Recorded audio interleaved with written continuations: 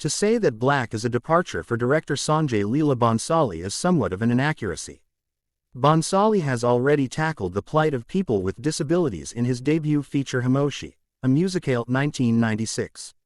While it is true that Black lacks the long song and dance numbers that distinguish Bollywood cinema, the film is as Bollywood can be, and it is also as much a Bhansali film as the opulent remake of Devdas 2002 is.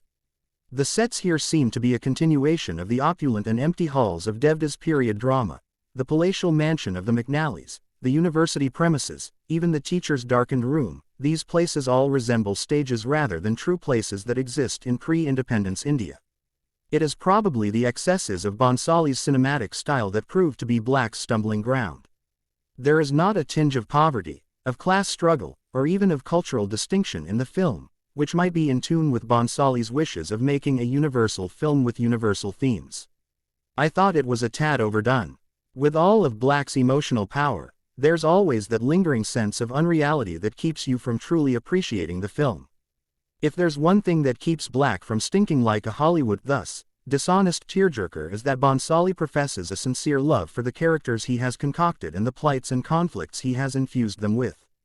Michelle McNally, Rani Mukerji, young Michelle as portrayed with a heartbreaking pathos by Aisha Kapoor, was born blind and deaf. Her father, Dhridaman Chatterjee, has given up on her while he lets her eat like an animal, attaches a cowbell on her hip, again, like a pet rather than a daughter. Her mother, Sharnaz Patel, is depicted with a lot more compassion. She looks at her child with a maternal concern that is most of the time as powerful as it is overacted. The film, however, belongs to the character of Mr. Sahai, the alcoholic teacher who puts all his faith, his talent, and his life to make sure that Michelle learns how to live normally with her disabilities.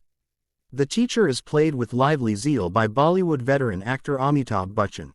Bachchan never descends to the silliness that made Robin Williams's professor in Dead Poets Society, Peter Weir, 1989, a tedious presence, but instead incorporates a surprising restraint and ultimately human face to the deteriorating character.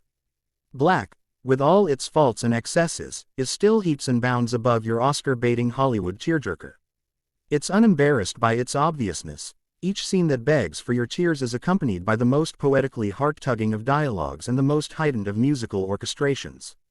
While I can smell a scene that undeservedly pushes its audience to tears with technical gimmickry instead of the material's true humanity, I Am Sam, Jesse Nelson, 2001, comes to mind. Black does its emotional whoring with both technical gimmickry, Bollywood does like to do everything with a bang, tearjerking included, and the fact that the story, the characters, their plights which are piles upon piles, are infused with bona fide sincerity.